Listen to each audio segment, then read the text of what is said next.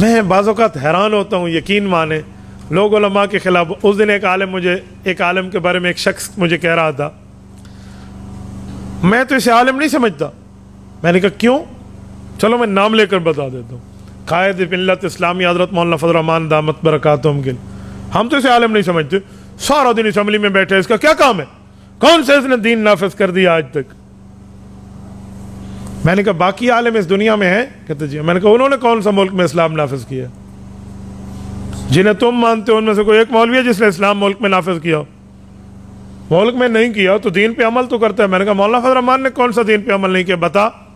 خانقاہ اس بندے کی ہے، مدرسہ اس بندے کا ہے، اس کی اولاد دیندار ہے، صوم و صلات کی پابند ہے، اولاد عالمات ہیں، لوگوں سیاستدانوں کی بیویوں بیٹیوں اور پوتیوں تک لوگ جانتے ہیں، اس کی بیوی اور بچوں کو آج تک کوئی نہیں جانتا.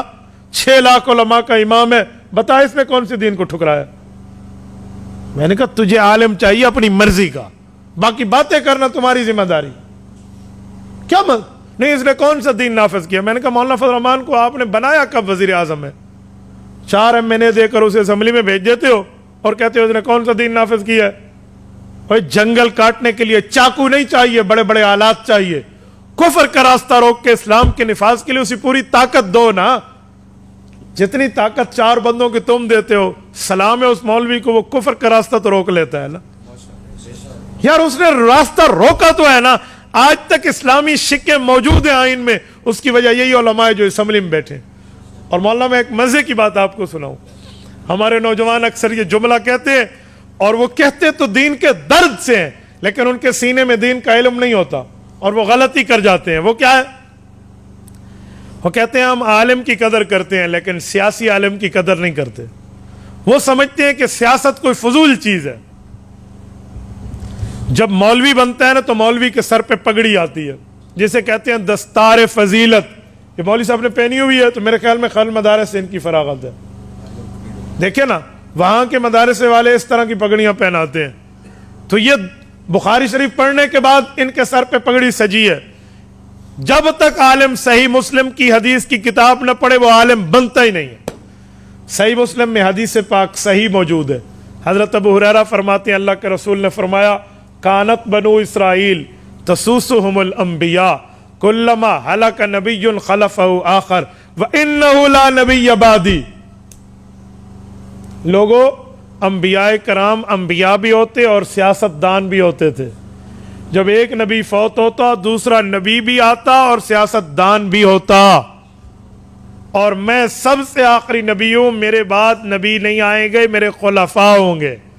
اور جامع ترمذی میں العلماء ورثۃ الانبیاء، علماء انبیاء کے وارث ہیں. تو جب عالم نبی کا وارث ہے ہر چیز میں نا، مصلی نبی کی وراثت میں عالم کو ملا، ممبر نبی کی وراثت میں عالم کو ملا، نکاح جمعہ عید کا خطبہ نبی کی وراثت میں عالم کو ملا، نکاح طلاق غمی خوشی کے فتوے دینا نبی کی وراثت میں عالم کو ملا. تو سیاست بھی نبی کی وراثت میں عالم کو ملی ہے. ہم بڑے حیران ہیں، مصلی کے لیے تو داڑھی والا ڈھونڈتے ہیں، ممبر کے لیے تو دیندار عالم ڈھونڈتے ہیں، نکاح طلاق جنازہ غمی خوشی کے لیے تو علماء ڈھونڈتے ہیں، سیاست کے لیے کسی وڈیرے جاگیردار اور دنیا دار کو ڈھونڈتے ہیں. کیوں؟ یہ نبی کی وراثت نہیں ہے، یہ پیغمبر کی وراثت نہیں ہے، اس کا نبی کی وراثت سے کوئی تعلق نہیں ہے. یار یہ سیاست بھی تو نبی کی وراثت ہے.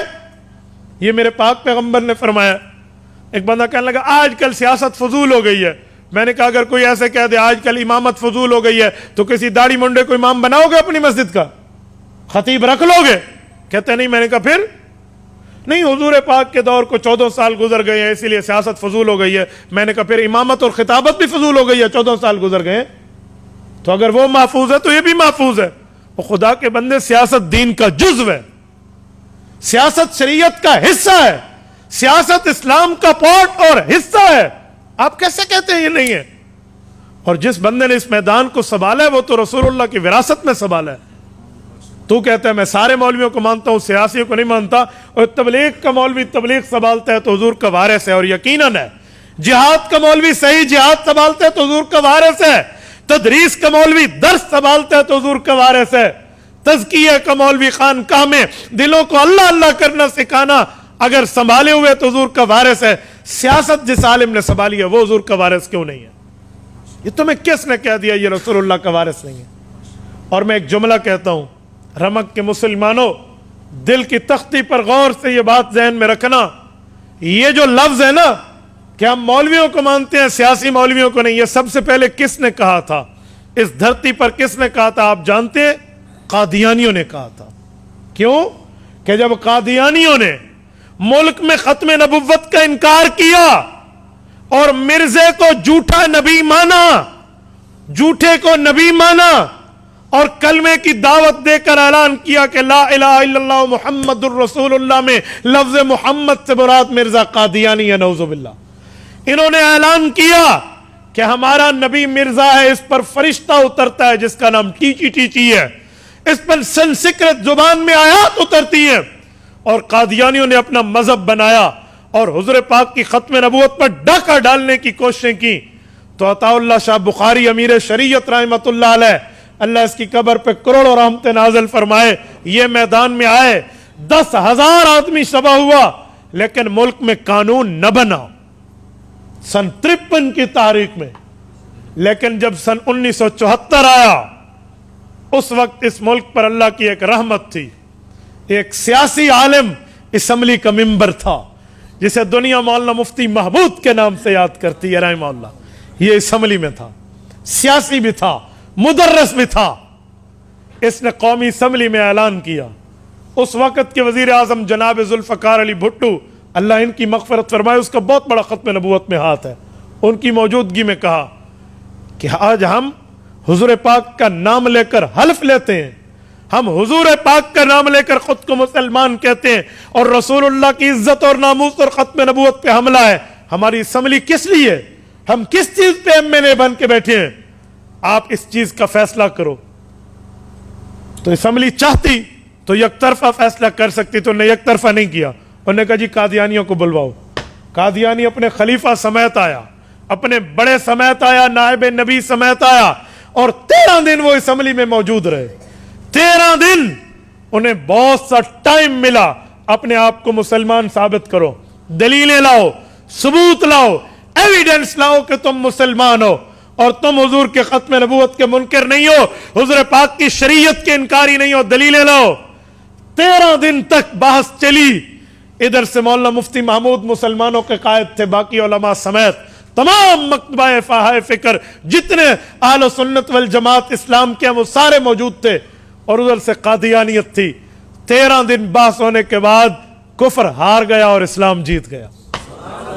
یہ اسلام کو تو اللہ نے ضرور جتوایا، سبب یہ سیاسی عالم بنا ہے، یہ سیاسی شخصیت بنی ہے، اور مولانا مفتی محمود نے مرزے کو کافر اقلیت قرار دلوایا اور ملک میں قانون بنوایا کہ جو ختم نبوت کا منکر ہے وہ اپنی عبادت گاہ کو مسجد نہیں کہہ سکتا، وہ کلمے کا اعلان کے اوپر دعوت نہیں دے سکتا، وہ خود کو مسلمان نہیں کہہ سکتا، وہ کافر اقلیت قرار آ گئے۔ 7 ستمبر 1974 کی لیجسلیٹو اسمبلی نے، آج امن ہے پاکستان میں، تمہیں کوئی قادیانی دعوت دیتے نہیں ملے گا، کوئی مرزائی حضور کی ختم نبوت کے انکار کو اعلانیہ آتے ہوئے نہیں ملے گا۔ وہ چوٹ کس نے ماری تھی؟ سیاسی عالم مفتی محمود نے ماری تھی۔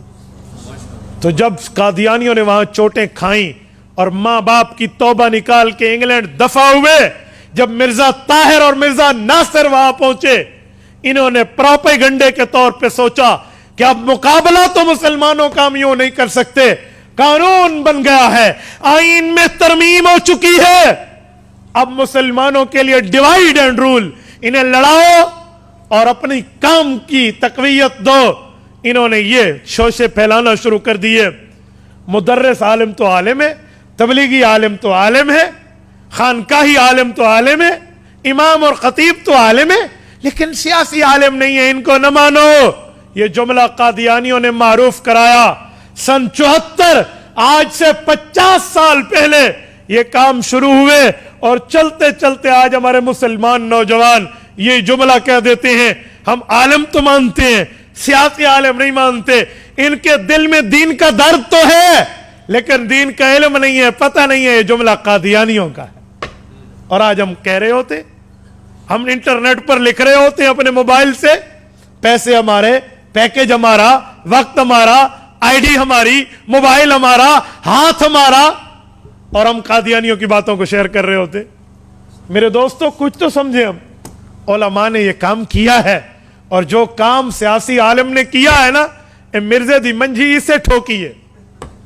جی ہاں, حقیقت میں مرزے کی منجھی انہوں نے ٹھوکی ہے نا, اسی لیے اس کو عالم تو چاہیے. سیاسی عالم سے قادیانی ڈرتا ہے. اور سلام ہے ہماری قیادت علماء کرام کو, لندن میں بیٹھ کے یہ اس بے ایمان نے, مرزے کا جو موجودہ جانشین ہے, بے ایمان کیا نام ہے اس کا, مسرور, یہ وہاں سے بیٹھ کے اس نے کہا تھا کہ جب تک پاکستان میں مولوی موجود ہے نا, ہماری دال گلنے والی نہیں ہے. میں کہتا ہوں سنو, مولوی بھی موجود ہے, اور جب تک رسول اللہ کا کوئی غلام بھی زندہ ہے تمہاری دال پھر بھی نہیں گلے گی. تو یہ تو سیاسی علماء نے کیا, اور ہم اپنے سیاسی اختلافات کی بنیاد پہ سیاسی علماء کے خلاف باتیں کرنا شروع کر دیتے ہیں. خدا کے لیے کچھ سمجھ کے بات کیا کرو. عالم ہے, وہ نبی کا وارث ہے, وہ تبلیغ میں جائے, وہ جہاد میں جائے, وہ مدرسے میں جائے, وہ خانقاہ میں بیٹھے یا وہ اسمبلی میں بیٹھے, وہ نبی کا وارث ہے.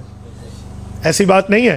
اور آپ کو تو فخر سے سر اٹھانا چاہیے, سر اٹھا کے, سینہ اٹھا کے چلنا چاہیے کہ اللہ نے ہمیں وہ قیادت عطا فرمائی ہے علماء کی, وہ جرت مند, غیرت مند ثبوت علماء دیوبند کے رب نے ہمیں عطا فرمائے, جو رہتی دنیا تک اپنی مثال چھوڑ کے گئے.